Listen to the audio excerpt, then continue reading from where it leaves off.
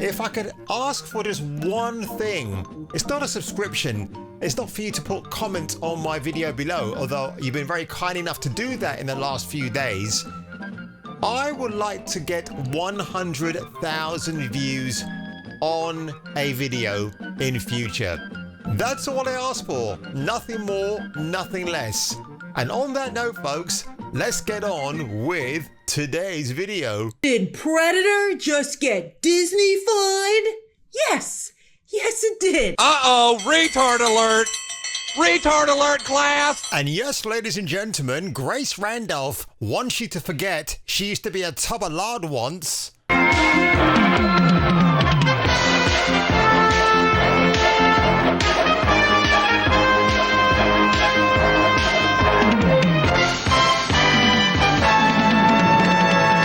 Now, courtesy of that Park Place, Marvin Montanaro, Predator Badlands beat box office expectations, but media spins a modest start into a blockbuster, lackluster story. Now, remember what I said last week in a video covering this, where I said that the actual people who predicted a $20 to $30 million opening weekend, I said to you I wasn't sure how accurate they might be. So I thought, well, give them a chance, they could be correct, but it turns out they were wrong.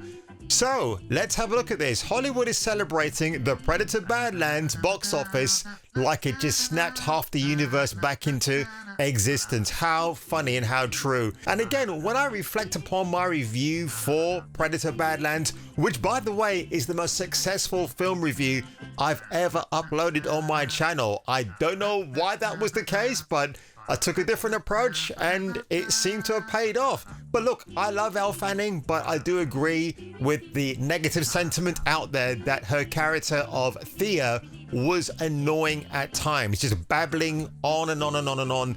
And this is meant to be a road trip. On your road trip to kill the Kalisk, which in the end you don't kill because you have Fifi's for it. It's just so utterly ludicrous. When you dig into the numbers, the supposed triumph looks far more like a modest start than a movie-saving miracle, because this is Disney kindergarten Predator, folks. It's not the hard action from the 80s and 90s. The film debuted with roughly $40 million domestically and another 40 internationally, making it an 80 million worldwide hit, which, look, if this were the 80s, that would be a mega chunk of change, but it's not. This film cost reportedly $105 million to make. It's going to make at least $310 million plus to break even. And we're getting into the second weekend very shortly, folks. And as the article points out here, that's when a franchise or a film like this takes a 60% plummet downhill, which I think will actually happen. Now, that does technically make it the largest unadjusted debut in Predator franchise history. But the key word there is unadjusted.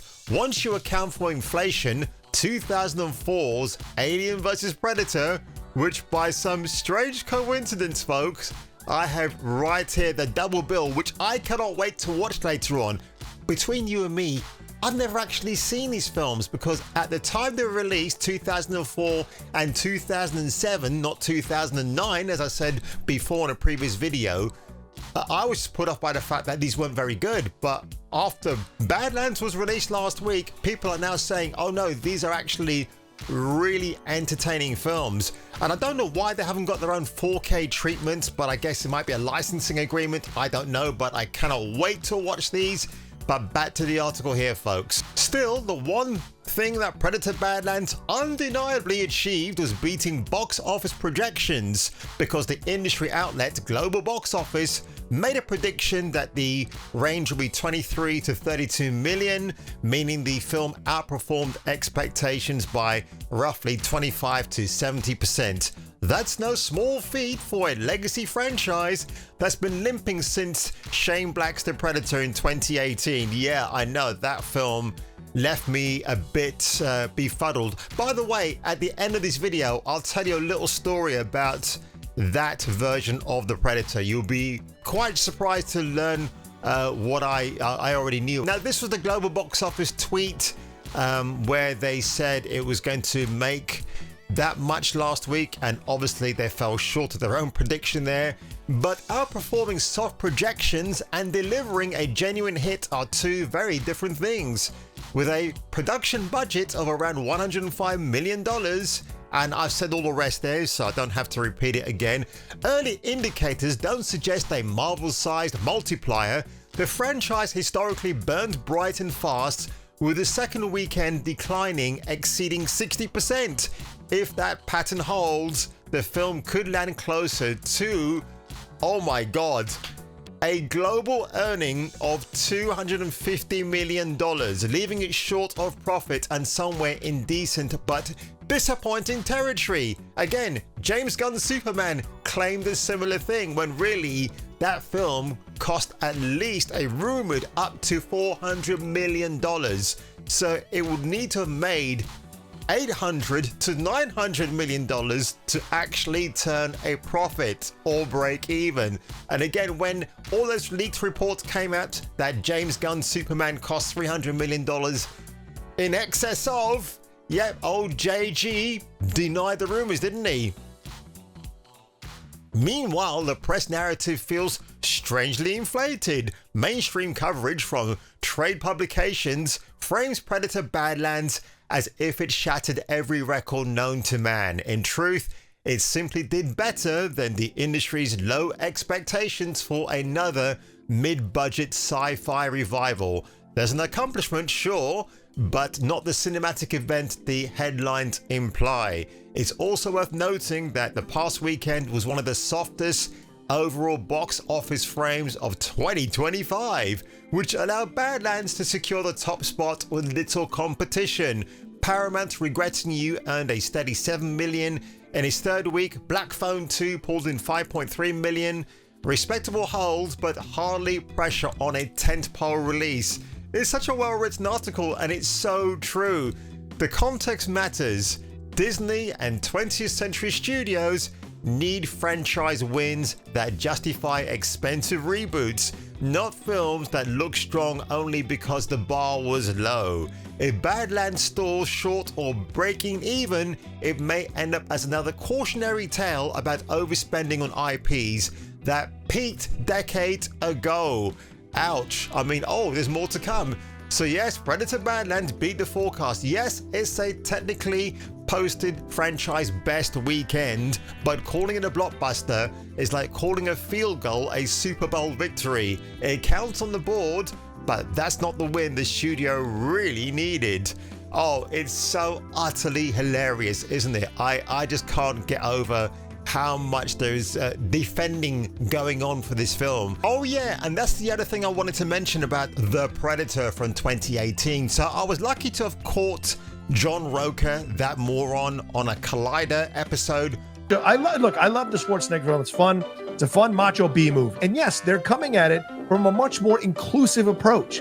The 80s macho, show my muscles, hide in the dirt. Let's have Jesse Ventura say quippy things and Schwarzenegger say quippy things and... Bunch of slap-jawed faggots around here.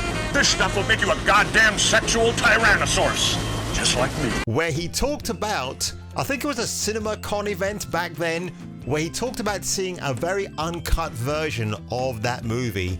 And apparently there's a scene where all the male colleagues take a pot shot of what they would do to Olivia Munn's character while she's lying on the bed. And John Roker was stating the fact that, oh, he found it so offensive and they shouldn't have this sort of thing in the film. And then when they released the movie, I went along to see the film just to hope and pray that that made it into the final cut. For some reason, it didn't. They completely removed that scene. Probably it was offensive. Maybe it didn't work in the context of everything else. And wow, I would love to find that moment if it exists somewhere. If anybody in the Hollywood film industry knows how to get hold of that, I would love to see it and give a reaction about it. I'm sure it'd be pretty interesting. And Olivia Munn, when she wasn't a plastic surgeon, still looked good and obviously would have been up for a bit of ribbing from the male protagonists of the film. But I guess we'll never know, will we? And on that one, folks, if you were you and if you were me, you might want to catch me on Mr. Brown's Alliance live stream tonight from 10 till midnight, like the Charlie Bronson film, where we discuss the year and rear of 1979. Run! Go! Get to the chopper!